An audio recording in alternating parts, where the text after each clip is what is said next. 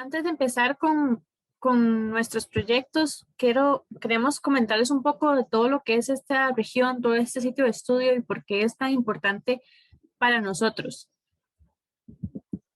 Iniciando con que el área de conservación Guanacaste, ubicada en el Pacífico Norte de nuestro país, es un lugar súper interesante, tanto en tierra como en mar, es extremadamente diverso.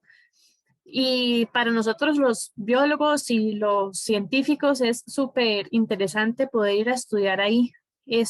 Si alguno no lo conoce, bueno, queda aproximadamente una hora, un poco menos de Liberia. Entonces, desde San José son unas 5 horas. Tiene varias ciudades o pueblos importantes, como es La Cruz, aquí en el puro norte, y otros sectores un poco más costeros y más pequeños, como el Jobo, y Coajiniquil, un poco más al sur. Estas son regiones,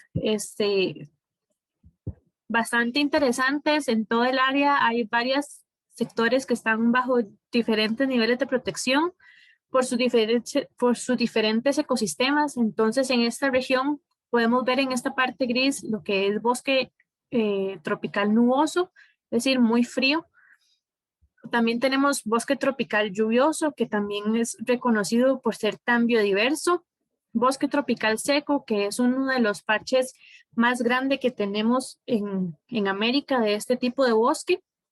Y también tenemos áreas marinas protegidas, ¿verdad? Entonces, como ven en este mapa, hay áreas protegidas en toda la región, siendo una de las regiones con mayor porcentaje de área protegida. Y en esta región se encuentra un 2.6% de la biodiversidad mundial, que es una de las razones por las que es un sitio patrimonio de la humanidad. No solo biológicamente es importante, sino puede que muchos de nosotros lo conozcamos por su importancia histórica. Por ejemplo, la parte de Santa Rosa, ¿verdad? Donde se dieron una de las guerras más importantes para nuestro país en la historia. Y también es súper importante geológicamente porque es uno de los sectores en Costa Rica que surgió primero del mar hace millones de años. Y también es súper importante culturalmente porque en esta región se encuentran varios de los asentamientos o de los restos de los asentamientos indígenas del país. Esta región, particularmente el bosque tropical seco, es súper interesante por los cambios que tiene en el ambiente. Entonces, como todos sabemos, cuando entre diciembre y enero, cuando vamos a las playas de Guanacaste, que es en mucho calor y todo está muy seco, eso es en la época seca, entre diciembre y abril, pero el resto del año, entre mayo y noviembre, apenas empiezan las lluvias, todo se pone verde. Entonces, los ambientes ahí están adaptados a cambios en las condiciones muy drásticas, que eso es una de las razones por la que para los biólogos es súper interesante estudiar este lugar. También es un lugar que en el área marina es súper biodiversa, tiene playas arenosas, tiene playas rocosas, tiene varios islotes y formaciones rocosas que la hacen riquísima biológicamente por los arrecifes rocosos, arrecifes de coral, manglares en toda la costa. Es visitada por animales migratorios como ballenas, otros animales grandes y muy vistosos como los delfines. Entonces, todas estas condiciones hacen de esto un punto eh, muy importante para la biología y la ecología. Los pueblos de esta región se han desarrollado económicamente en el área de pesca en los últimos años, principalmente pesca artesanal. Hay pueblos importantes que desarrollan estas actividades y dependen de esto, por lo que el recurso pesquero ahí es sumamente importante de conocer y de manejar correctamente para que sea un recurso que dure muchos años. Y también recientemente se ha desarrollado mucho lo que es el ecoturismo. Entonces, en esta región se desarrollan muchas actividades que llaman la atención a turistas nacionales e internacionales, desde la pesca deportiva, el snorkel, el buceo, sitios icónicos para Costa Rica, como es las Islas Murciélago, donde son conocidas por el avistamiento de tiburones, y otras actividades como lo que es kitesurfing, que se desarrollan en diferentes playas y en diferentes bahías de esta región. También en comunidades que les mencionaba antes, de La Cruz, El Jobo y Coajiniquil, se han desarrollado también infraestructura de hoteles importantes para recibir el turismo nacional e internacional que llega a realizar estas diferentes actividades. Algo súper importante de esta región, de todo el Golfo Santa Elena, es que es influenciada por un afloramiento costero. Un afloramiento costero es una actividad, un evento oceanográfico y climático en que los vientos que soplan, los que conocemos como vientos alisios, soplan las superficies del mar.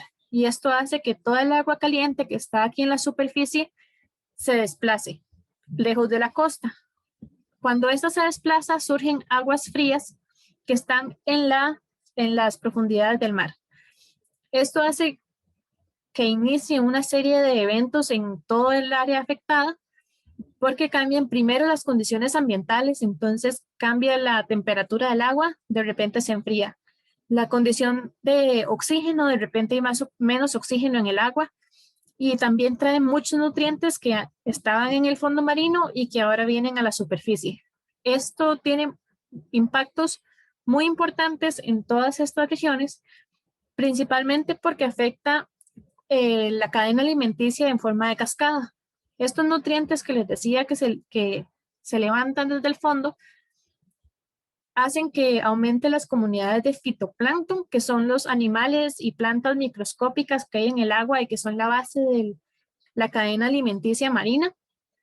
Y con estos, todos los demás animales se aprovechan, desde peces medianos, peces grandes, grandes depredadores y inclusive aves marinas. Entonces, este es un evento muy importante que ocurre en el Golfo de Santa Elena entre diciembre y abril. Es decir, solo durante la época seca se da este evento ahí, y es algo a lo que hemos visto que diferentes animales se han adaptado, pero que no sabemos muy bien cómo realmente los afecta o cómo ellos se adaptan.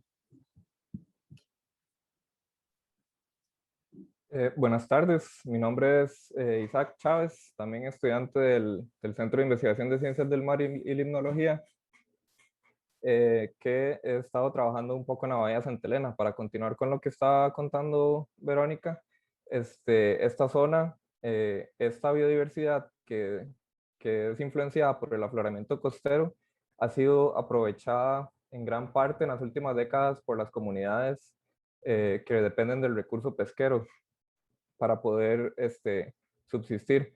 Sin embargo, en los últimos años el recurso, hablando con pescadores y locales, ellos cuentan que el recurso ha ido en disminución, ¿verdad? Las poblaciones de algunas especies han ido disminuyendo en grandes cantidades, y al punto en que algunas especies incluso ya cuesta mucho verlas o incluso no se ven, y antes, hace muchos años sí se veían.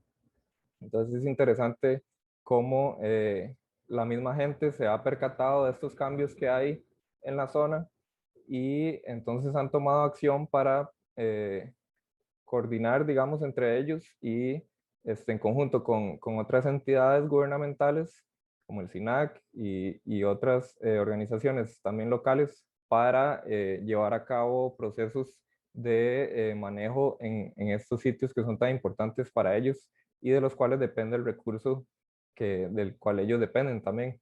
Entonces, después de un proceso muy largo de varios años, se formaliza por fin en el 2018, a mediados de marzo, se estipula a Bahía Santa Elena como un área marina de manejo. Esta categoría de manejo es muy importante en términos de planificación, zonificación, de protección, pero también toma en cuenta el conocimiento y las palabras de los pescadores que suelen frecuentar esta zona. Entonces es una forma en la que se puede proteger el lugar y prohibir algunas artes de pesca que son más destructivas. Sin embargo, se permiten algunas otras como pescar con caña, para aprovecharla de forma turística como pesca deportiva.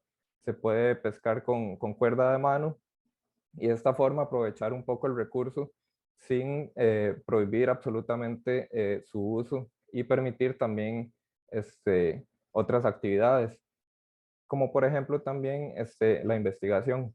Pero ¿me puedes pasar la diapositiva? La, la investigación también es parte importante porque de esta forma en la bahía se puede empezar a levantar líneas bases de conocimiento biológico de qué es lo que está sucediendo en la bahía, cuáles son las especies que habitan en ella, qué estacionalidad tienen y cómo puede estar afectando los cambios estacionales del afloramiento a toda su biodiversidad, y con ello tener información que respalde por qué proteger estos sitios es importante y de qué forma sirve la protección de estos sitios a la dinámica que hay en sus recursos. Esto es sumamente importante porque a la hora de tener información de este tipo en un área de marina de manejo, se puede utilizar para promover la utilización o la creación de otras áreas marinas de manejo que puedan tener o que puedan seguir más bien como este modelo que se ha aplicado en el área marina de manejo Bahía Santa Elena, y que pueda ser funcional para otros lugares, tanto a nivel local en Costa Rica, como incluso podría llegar a nivel regional, ¿verdad? En otros sitios. Siguiente, por favor. Entonces, nosotros de parte de la universidad, nosotros hemos empezado distintos proyectos que las compañeras ahora les van a introducir un poco más, estudiando diferentes grupos de animales. Sin embargo, nos estamos enfocando como en un área en específico, primero para responder algunas preguntas dentro de la Bahía de Santa Elena. Entonces, con esto me refiero al comportamiento espacial de algunas especies. Con comportamiento espacial me refiero a estudiar o entender cómo se están moviendo algunas especies, cómo se distribuyen en la bahía, si existen cambios estacionales asociados al fenómeno de afloramiento, que es un cambio muy drástico que ocurre en el ambiente marino, que en zonas tropicales es muy poco común. Entonces es muy interesante esta zona para estudiar en términos del cambio estacional, porque es algo que no sucede en otros sitios de esta región. El comportamiento espacial también nos permite entender patrones o la biología, digamos, biología, ecología, fisiología de las especies que queramos estudiar en términos de cuándo están las especies presentes, si están presentes todo el tiempo o si son estacionales y vienen solo durante una época y luego se van, o si mucha parte de su población está presente en la bahía, o si solo estadios juveniles o solo estadios adultos. Y esto nos permite generar preguntas que podemos ir respondiendo con investigaciones posteriores, y al mismo tiempo también identificar hábitats clave, cuáles sitios de la bahía están utilizando más que otros, por qué, si utilizan algunos sitios con más frecuencia o si suelen permanecer en un lugar de la bahía y no en otros. Y todo esto nos permite generar este tipo de información que les contaba, que en realidad puede servir o ser muy útil para demostrar por qué proteger sitios es realmente importante a la hora de pensar en no solo la protección del sitio, sino cómo protegiendo un sitio se pueden proteger algunas especies. Siguiente, por favor. Entonces, para estudiar el comportamiento espacial de tiburones, pargos y tortugas, estamos utilizando una técnica bastante novedosa que se está utilizando a nivel mundial, y que permite generar información muy importante, la cual es telemetría acústica pasiva. La telemetría acústica pasiva consiste en la utilización de recibidores acústicos y de transmisores acústicos. Los recibidores acústicos son como computadoras, básicamente funcionan como de computadoras que están diseñadas para recibir y decodificar una señal.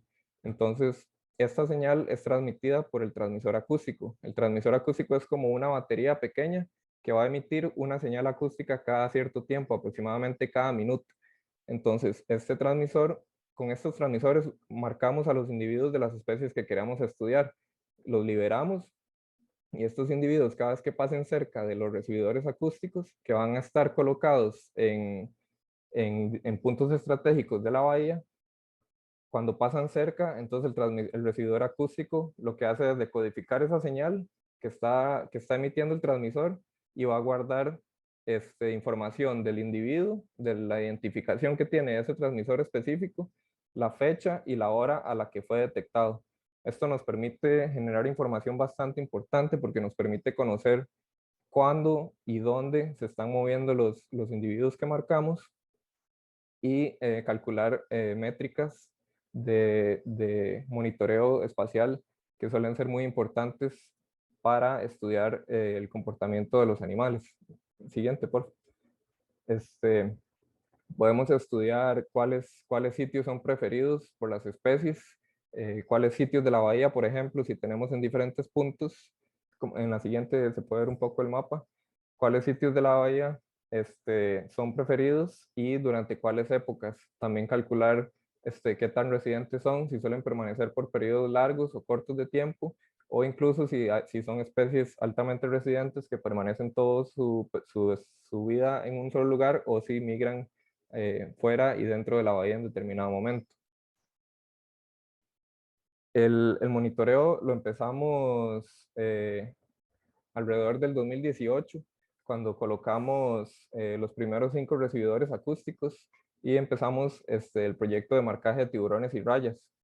Empezamos a marcar tiburones nodriza, que en la bahía habíamos escuchado y la gente local, guías locales de Coajiniquil y el Jobo nos comentaron que en la bahía hay avistamiento de tiburones nodriza que son bastante comunes y entonces empezamos a marcarlos para ver si están ahí siempre o si son estacionales en la bahía o no. En el 2020, Verónica y Lucía se unen al laboratorio y empiezan con sus proyectos para marcar y estudiar otros organismos como son tortugas y peces. Ellas colocan 34 recibidores acústicos en el año pasado y empiezan con el marcaje de pargos y tortugas para entender un poco más de su ecología. Y el presente año continuamos, o Verónica continúa con el marcaje de tortugas, mientras Lucía y yo vamos un poco ya analizando algunos datos para empezar a entender qué es lo que está pasando con los animales que marcamos. Así es como más o menos se ve la bahía con todos los recibidores que hemos colocado, tanto en la bahía Santa Elena como en la bahía Matapalito, que es parte del área marina de manejo. Sin embargo, se comporta un poco diferente en términos oceanográficos y en términos biológicos. También tiene áreas de arrecife de coral y es un poco, es como parte de, pero es como otra bahía aparte de la bahía de Santa Elena. Entonces estamos empezando a monitorear ya las partes principalmente de baja profundidad y, y cercanas a la costa, donde hay ambientes de manglar, hay ambientes de arrecifes rocosos y playas arenosas, sitios con mucho lodo también, que en realidad a veces son preferidos por estas especies. La razón por la que monitoreamos las partes poco profundas es porque ocupamos de buena visibilidad y ocupamos tiempo para cambiar los recibidores. Nosotros los colocamos en estas estructuras que son básicamente bloques de concreto que dejamos en el fondo y atamos una cuerda con una boya para mantener la cuerda erguida y a esa cuerda atamos el recibidor acústico para que tenga una recepción tridimensional del sonido que puedan emitir los transmisores. Entonces dejamos los recibidores en el agua y cada cierto tiempo vamos a darles un poco de mantenimiento, porque como pueden ver en el video, se llena mucho de organismos incrustantes. Entonces hay que estar limpiándolos para evitar que interfieran con la recepción del sonido. Los subimos a la superficie y descargamos los datos en el bote y luego hay que bajar de nuevo a colocarlos para que sigan grabando. Entonces es importante que haya buena visibilidad y que no estén a una profundidad demasiado grande para poder, para que sea logísticamente factible bajar y cambiarlos y descargar datos.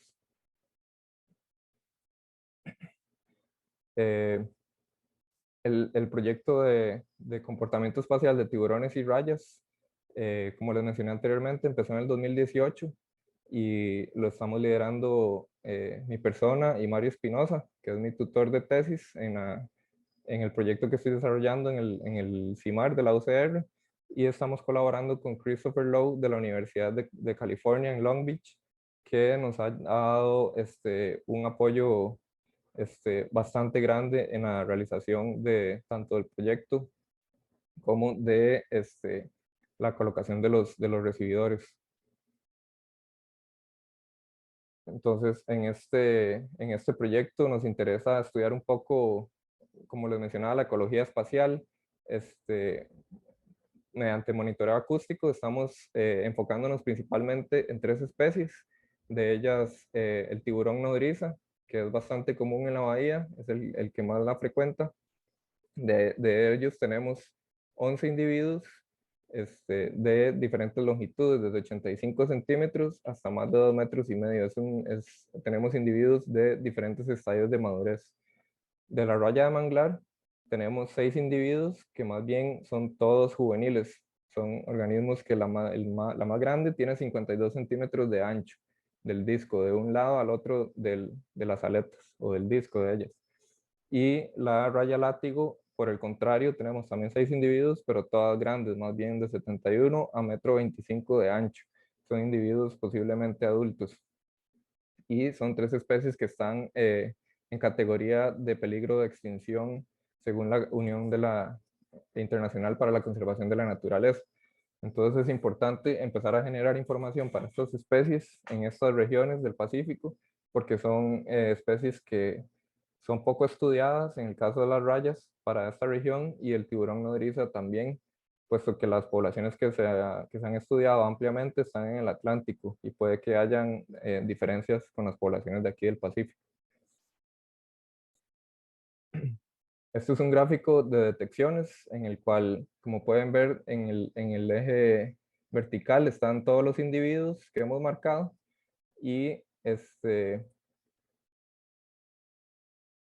tal vez así se ve el mouse. ¿Se ve el mouse? El mío. Bueno. Sí, sí. Ok. En este lado tenemos todos los individuos que hemos marcado y en este la fecha de monitoreo en el eje horizontal.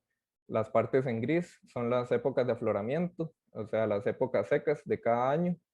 Y como pueden ver, hay algunos organismos que, bueno, los colores representan el sexo del individuo. Si es rojo son hembras y si son azules son machos. Como pueden ver, hay mucha diferencia entre los organismos que hemos marcado. Algunos suelen quedarse por periodos prolongados de tiempo, de hasta más de un año. Hay unos que frecuentan la bahía después de cada afloramiento, que es algo bastante interesante.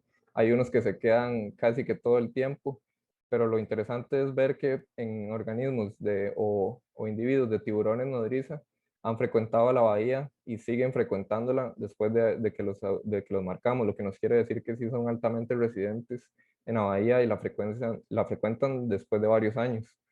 En el caso de las rayas también, para algunos individuos, y otros se detectaron algún tiempo y luego dejaron de ser detectados. Esto puede ser por varias razones. Tal vez utilizaron la bahía en cierto periodo de su vida y luego migraron hacia afuera, o también puede ser que la batería del transmisor expiró, puesto que para las rayas sí utilizamos un transmisor un poco más pequeño que tiene una vida media un poco más corta que las otras.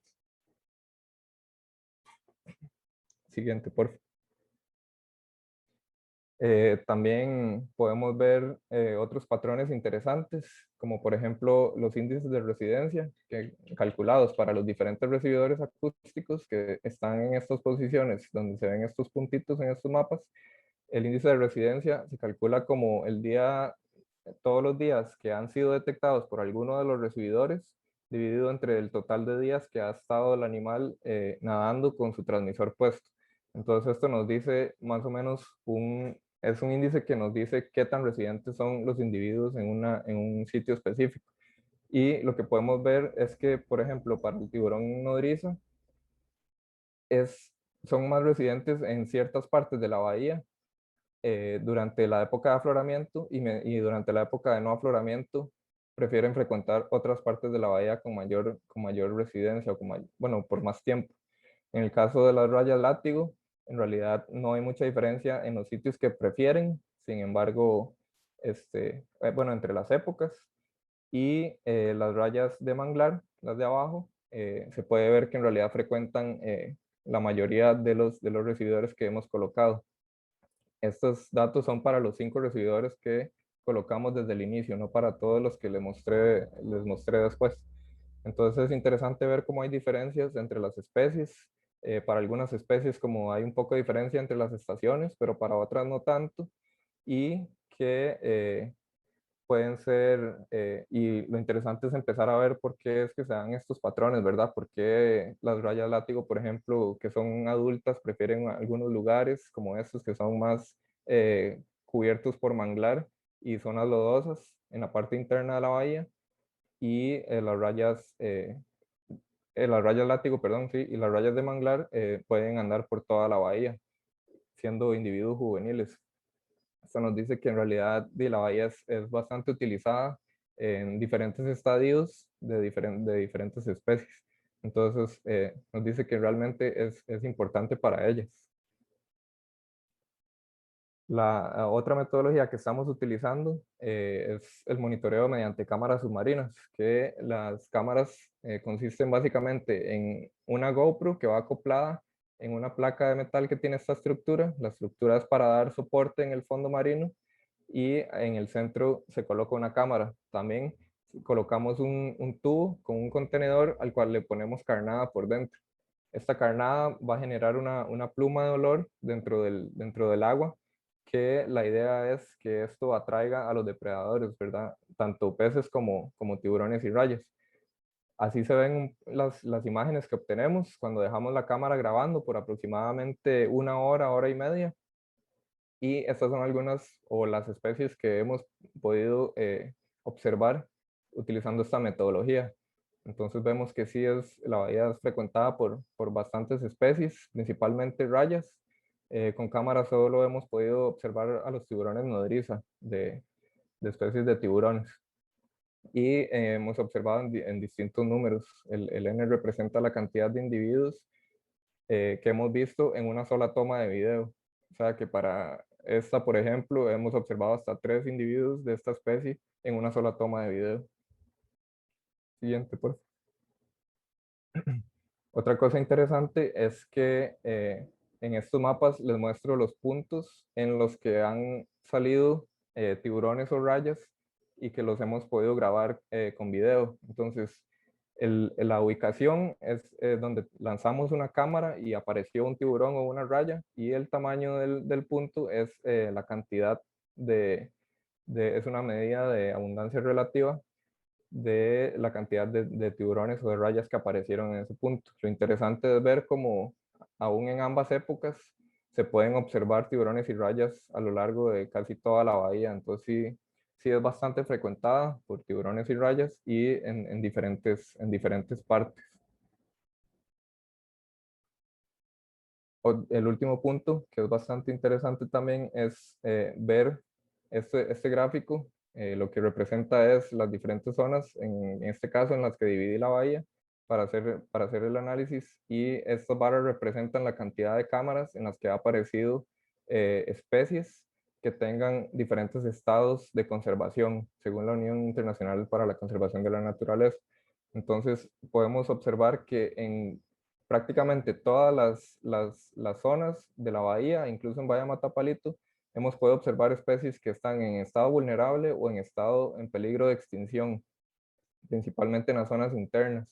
Esto nos quiere decir que la bahía es frecuentada y que es utilizada por especies que están en peligro de extinción. Y esto nos ayuda a recalcar un poco la importancia que les comentaba anteriormente, que a la hora de proteger un sitio, no solo estamos protegiendo el sitio, sino que estamos protegiendo a las especies que lo frecuentan y que puede que sí necesiten o que necesiten bastante de estos refugios, ¿verdad? Para, para poder sobrevivir.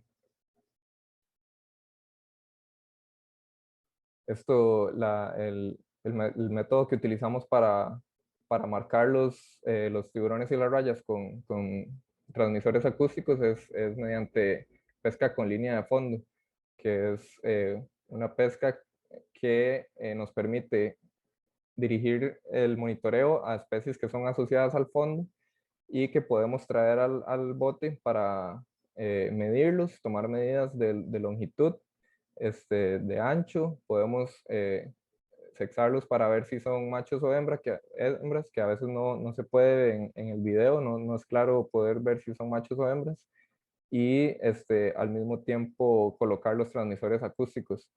También estamos tomando muestras de sangre de algunos individuos, principalmente de los tiburones nodriza, para poder hacer análisis en laboratorio posteriores y ver si, y ayudar a responder un poco las preguntas de por qué es que estos individuos o estas especies pasan tanto tiempo en la bahía, si es porque se están reproduciendo o es porque se vienen a alimentar solamente o qué es lo que está pasando, ¿verdad? Son un poco muestras que estamos tomando para ayudar a responder preguntas posteriores que van surgiendo conforme vamos respondiendo las primeras que nos hacemos.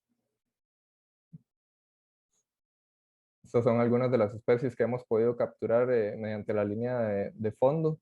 Y como les decía, hay individuos que encontramos principalmente en estadios adultos, como por ejemplo la raya látigo, que son individuos bastante grandes. Los tiburones nodriza también, hemos encontrado a todos tamaños, pero hay otros individuos como esta raya mariposa o el tiburón limón que tuvimos la oportunidad de capturar uno y era un individuo bastante pequeño. Este es un tiburón que que puede alcanzar hasta 3 metros de longitud y el que capturamos medía apenas como 1 metro, 90 centímetros. Entonces esto nos da indicios también de que hay especies que utilizan la bahía durante sus primeras etapas de vida y que puede servir como un refugio para que ellas se desarrollen en estas etapas vitales, ¿verdad?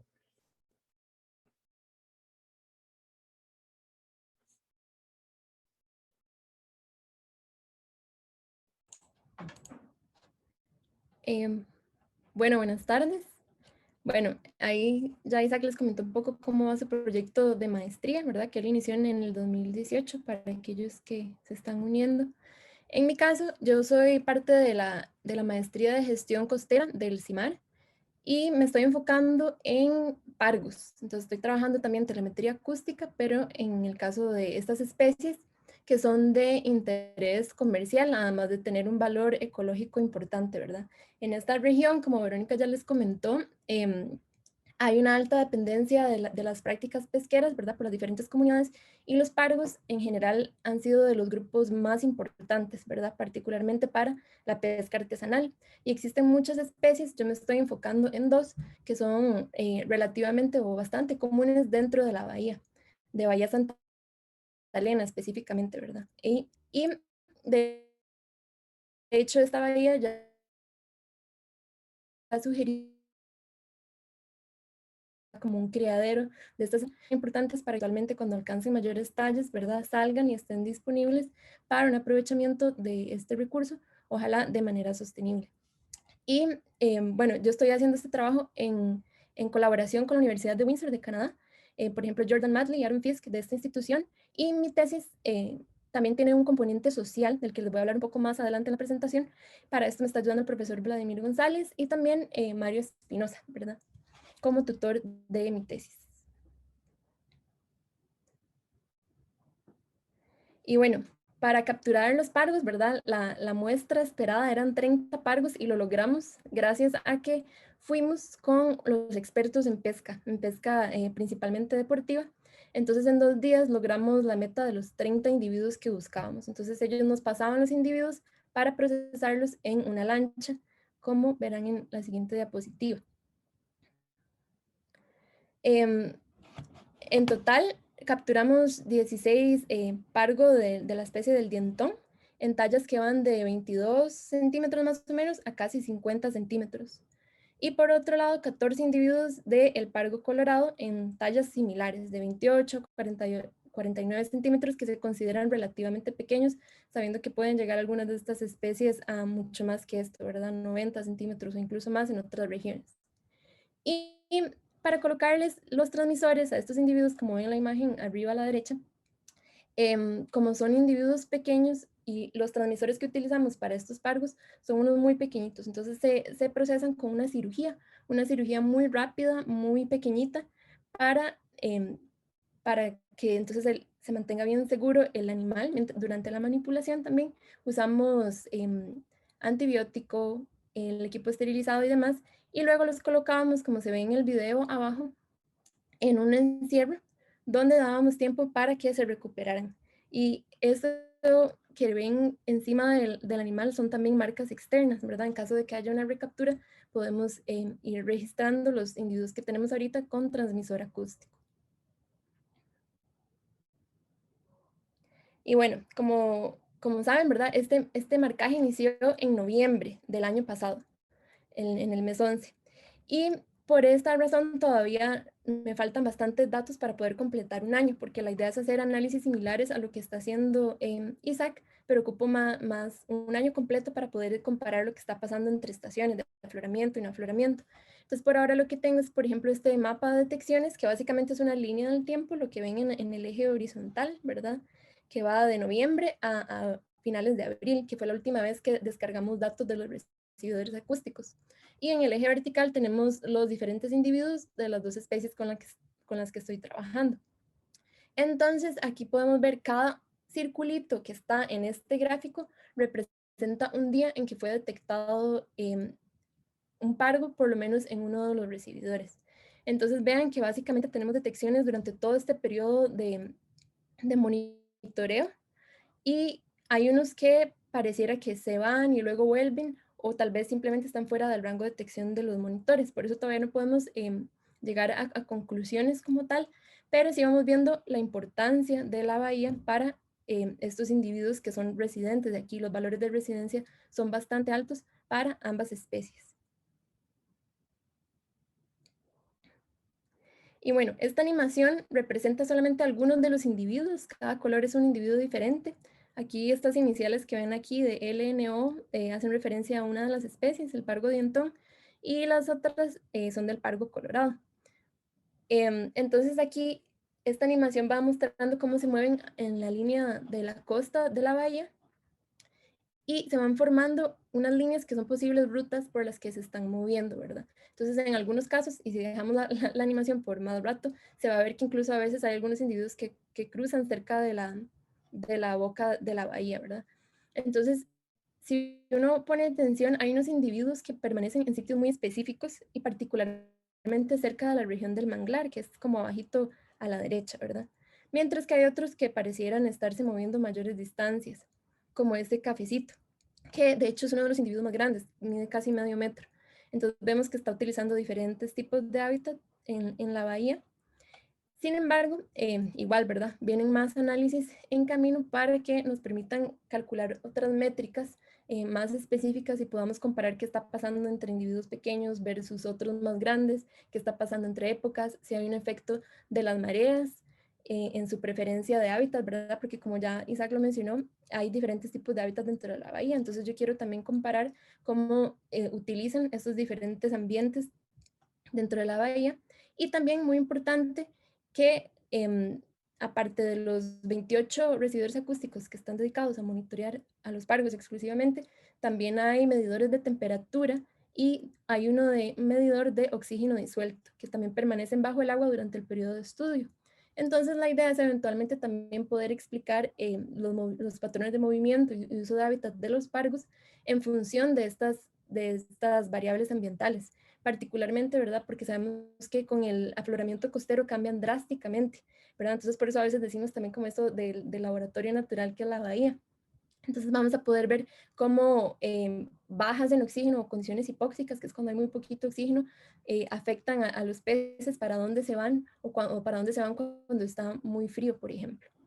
Cómo esto afecta las distancias, las áreas que utilizan, los hábitats que utilizan, entre otros. Y bueno, con eso cierro la parte de monitoreo acústico de mi proyecto. Ahora los voy a dejar con Verónica, que también va a hablar sobre el monitoreo acústico que está haciendo, pero con tortugas. Y más adelante retomaré con el componente social del monitoreo de pargos. Bueno, Respecto al comportamiento espacial de tortugas, ha sido un proyecto muy interesante. Igual que Lucía, yo estoy haciendo mi maestría en la UCR, específicamente en el CIMAR, y este proyecto de tortugas marinas lo he estado desarrollando con la ayuda de Mike Heremeyer, que ella también es de la UCR del CIMAR, y de Christopher Lowe de la Universidad en California, que ha sido gran contribución respecto a la tecnología acústica, y Mario Espinosa como supervisor principal. Primero que nada, comentarles que a diferencia de los otros dos proyectos, el proyecto de tortugas marinas se ha enfocado principalmente en Bahía Matapalito. Si vieron los mapas anteriores, esta es una bahía mucho más pequeña y además tiene características diferentes, como que tiene áreas de arrecife de coral, áreas arenosas y hasta pastos marinos.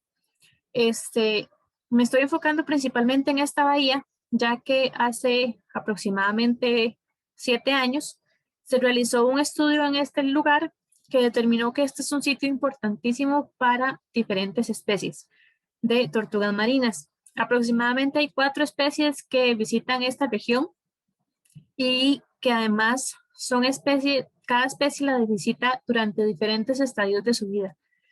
Por si no han escuchado, las tortugas marinas se mueven mucho durante todo su ciclo de vida. Entonces, desde que eclosionan de un huevo en la playa hasta que son adultas y llegan de nuevo a poner huevos, pueden visitar muchos lugares. Entonces, encontrar un sitio como este, que es visitado por tortugas juveniles y tortugas adultas o subadultas, es súper importante porque se vuelve un sitio crítico para ellas, un sitio muy relevante para su desarrollo y sus ciclos de vida. Así, yo me estoy enfocando en 2 especies de tortugas marinas. Por un lado, la tortuga carey, que es una de las tortugas en mayor peligro de extinción y que principalmente en la costa pacífica no se sabe todavía mucho de estas tortugas. Principalmente se han estudiado en el Caribe. Y por otro lado, la tortuga verde, específicamente la población indopacífica. Estas son una población muy interesante porque son de las que realizan migraciones extremadamente largas porque atraviesan todo el Pacífico nadando. Entonces, ellas eclosionan en la costa pacífica de Japón o de Australia y vienen a alimentarse a la costa de la Bahía Santa Elena. Entonces, estas 2 especies son las que yo me estoy enfocando para el monitoreo acústico. Pero también durante el trabajo de campo interactuamos con otras especies como las tortugas loras o las tortugas verdes del Pacífico Este, o las que también se le llama negras. En este proyecto se está realizando con la ayuda del equipo Tora Carey, que es una organización local completamente dirigida por personas de la comunidad del Howe que han dedicado su vida durante los últimos 5 años a la conservación y al estudio de tortugas marinas. Entonces ellos hacen monitoreos en playa y aquí en agua, por lo cual son realmente los expertos. Ellos nos ayudan con la captura de las tortugas, son los que saben manejar bien las redes especiales de tortugas, los que logran capturarlas nadando y nos ayudan con muchas de las muestras biológicas que tomamos, como las medidas, el peso, muestras de sangre, inclusive para hacer diferentes estudios. Ellos son los expertos en todo eso. Para el monitoreo acústico, a diferencia de Lucía, que les comentó que usan un transmisor pequeño que se coloca dentro del animal, en el caso de las tortugas marinas utilizamos un transmisor un poco más grande, bueno, bastante más grande, que se coloca afuera del caparazón y se coloca en la parte de atrás, de forma que no le impida a la tortuga nadar y moverse normalmente. Hasta el momento hemos marcado 13 individuos de ambas especies, más o menos 7 carey y 6 indopacíficas que se han estado marcando recientemente. Las primeras se marcaron en octubre y ya hemos tenido diferentes resultados con los primeros descargas de datos que hemos hecho. Hemos visto que las tortugas sí están en Matapalito, pero no están todo el tiempo ahí, sino que algunas se mueven. Si recuerdan, el área de Bahía Santa Elena tiene varios ambientes que la diferencian de Matapalito. Como les comenté, Bahía Matapalito tiene arrecifes de coral y áreas arenosas. Bahía Santa Elena, en cambio, tiene muchos arrecifes rocosos aquí en la parte externa.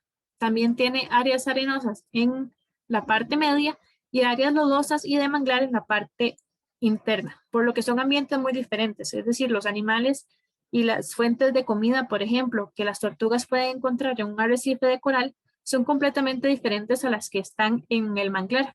Por eso es muy interesante ver que las mismas tortugas se están moviendo entre todos estos hábitats y que probablemente se están alimentando en todos estos lugares, aunque sea de diferentes cosas, es decir, han adaptado su organismo para estas actividades.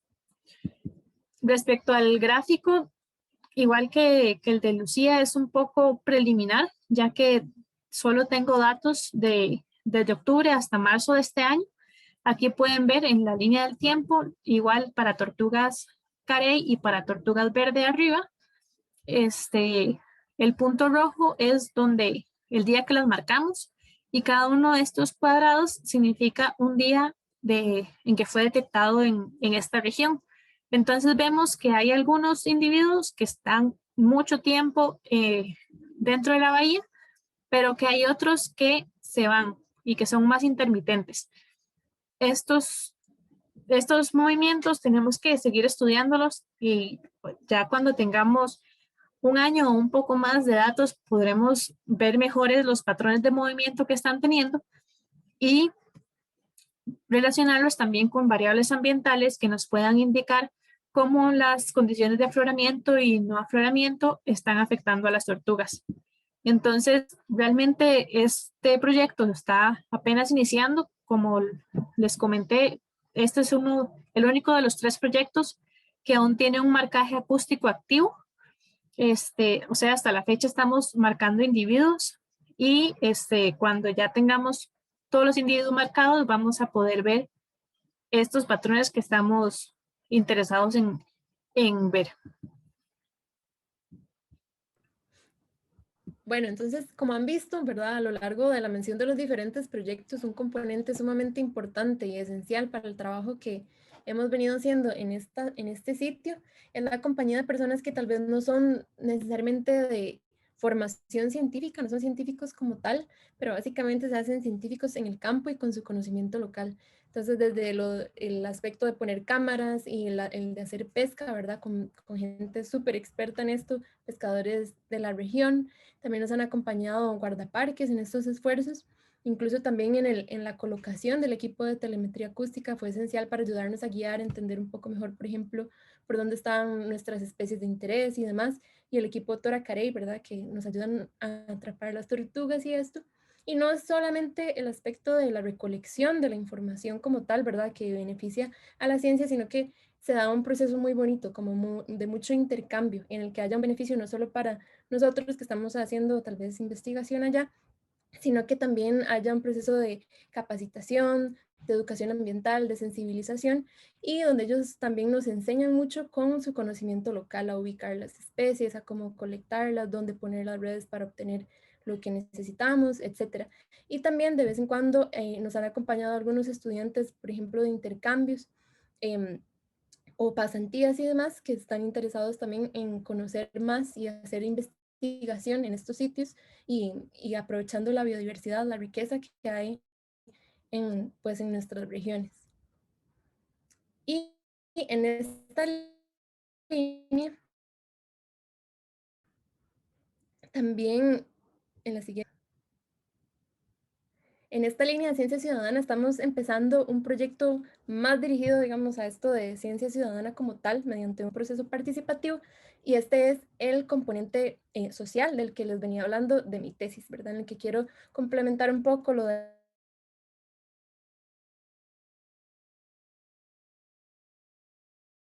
de Pargos,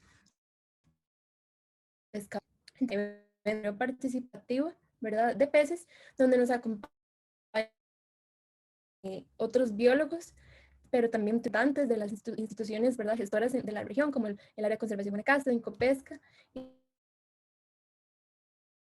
la presencia de líderes comunitarios. Entonces la idea es básicamente esto, estar yendo a pescar con caña para hacer marcaje, pero marcaje externo, donde solamente se colocan marquitas externas, y esto nos puede ayudar a responder preguntas de investigación también dirigidas a la ecología o el comportamiento espacial de los recursos de interés pesquero, pero también para ir sistematizando información, parámetros como tallas, abundancia, etcétera, que puedan ser útiles para los tomadores de decisiones, particularmente del Incopesca, ¿verdad?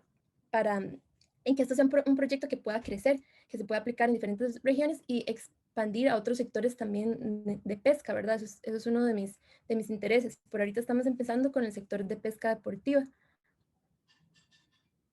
particularmente, donde hay un proceso de entrenamiento, ¿verdad? De cómo es la colecta de los datos, la manipulación de los animales, las mediciones, la colocación de las marcas. Y esto es muy importante para obtener esa información científica. Sin embargo, la idea es hacerlo a través de un proceso participativo, en la siguiente diapositiva. Y por eso estamos haciendo talleres de previo para desarrollar un protocolo de ciencia ciudadana que incorpore los incentivos, los obstáculos para participar de las personas que van a participar, para que esto sea de beneficio para todas las partes, ¿verdad? Y que podamos hacer un esfuerzo que sea en torno a un recurso en común que tenemos todos, ¿verdad? Un recurso valioso de proteger, un recurso que también tiene un valor económico en la región y demás. Y que esto vaya hacia su manejo sostenible, ¿verdad? No solo tener información es importante, sino también tener el involucramiento de las personas. Porque también a través de estos procesos ellos obtienen liderazgo, conocimiento y demás. Y en el caso de los primeros talleres que hicimos, ellos hablaron mucho de valor agregado. Y esto es en parte, ¿verdad? Porque estaba muy dirigido al sector de turismo. Sin embargo, teníamos representación de diferentes actores. Y fue muy bonito, ¿verdad? Porque también nos hablaban incluso de la importancia de estos procesos para el rescate de los aspectos culturales de la pesca, ¿verdad? Promover un uso sostenible entre los diferentes sectores del recurso, cómo esta información va a ser importante para ellos, para aprender del estado del recurso y también para poder tener más injerencia o poder involucrarse más en los procesos de toma de decisiones. Entonces, esto está arrancando y nos tiene muy ilusionados y ahí vamos a irles contando un poco cómo vamos con eso más adelante. Y bueno, ya de manera así como para cerrar, ya les presentamos, ¿verdad?, lo que es para nosotros el área marina de manejo, todas las oportunidades que nos da para investigar, y sabemos que no somos los únicos, sabemos de otros investigadores, de otras instituciones que también andan por ahí. Y bueno, ya vimos que reúne muchas características como la diversidad de hábitats dentro de un área, ¿verdad?, donde hay poco impacto o relativamente poco impacto antropogénico, ¿verdad? Y también que sabemos que hay especies en peligro de extinción, especies de interés comercial, ¿verdad? Toda esa biodiversidad. Y también las características o la influencia del afloramiento costero. Recordemos que esta es una región que durante la época del afloramiento, durante la época de los famosos nortes, que se enfría el agua, esto puede bajar hasta 8, 9, 10 grados centígrados, que es bastante significativo. Y todo esto también lo convierte en una zona muy interesante para estudios biológicos, pero también la parte oceanográfica. Por ejemplo, estamos en procesos de colaboración con investigadores de oceanografía de la Universidad Nacional. Entonces hay un intercambio incluso de información oceanográfica, ¿verdad? Y es en ambas vías. Sabemos de otros proyectos que hay de monitoreo de zonas arrecifales, los proyectos de ETC, del equipo Toracarey, por ejemplo. También sabemos que ha estado la Universidad Veritas por ahí con iniciativas con investigación con rayas, y que también hay investigadores en el sitio o cerca en la región con intereses, ¿verdad?, en la parte de geología, ¿verdad? Entonces, para esto nosotros significa una gran riqueza y como mucha oportunidad para seguir colaborando. Y bueno, para nosotros ha sido esencial el apoyo interinstitucional, ¿verdad?, para poder llevar a cabo estas iniciativas y para que haya más potencial de que a partir de estas investigaciones que van generando base, esto se pueda expandir. Y lo que les acabo de mencionar, ¿verdad?, la investigación interdisciplinaria, no solo, ¿verdad?, la parte de biología o ecología marina, sino también la parte de oceanografía, aspectos sociales. Sabemos que hay otros proyectos, incluso una compañera de nuestro laboratorio que está trabajando con algas y peces herbívoros. Y también algo muy, muy innovador, como lo mencionó Isaac al principio, cuando empezó a hablar de telemetría acústica. El hecho de tener esta tecnología aquí es un gran avance, es, es bastante enriquecedor porque es algo que puede crecer a redes de monitoreo acústico. Hay lugares donde se han hecho ya, digamos, a nivel regional, ¿verdad? Uniendo diferentes áreas a lo largo de las costas, redes de recibidores bajo el agua. Entonces se permite, por ejemplo, el estudio de especies con mayor movilidad o incluso migratorias, ¿verdad? Entonces se puede pensar en la región, por ejemplo, de la península de Santa Elena, pero incluso más grandes, ¿verdad? Poco a poco. Y de hecho ya hay planes, ¿verdad? Como de ir poniendo algunos recibidores más por otras partes. Y también que también vemos muchas oportunidades para el aspecto de ciencia ciudadana, ¿verdad? Que las personas conozcan el área de manejo y de una manera que también contribuyan a estos procesos de investigación y que eventualmente también ellos se beneficien de estos esfuerzos. Y ya con eso nos quedan los agradecimientos, ¿verdad? Ver, ya han habido muchas instituciones, fundaciones y personas involucradas que nos han ayudado a la viabilidad de estos proyectos económica y logísticamente, y también a otras personas que se han ido sumando en esfuerzos también, por ejemplo, en el trabajo de campo, como ya mencionamos, todos estos científicas y científicos ciudadanos que ahí se nos van sumando. Y yo creo que ya con eso terminaríamos. Entonces, nada más agradecerles por su tiempo y aprovechar, ¿verdad? Si tienen más preguntas, aquí estamos.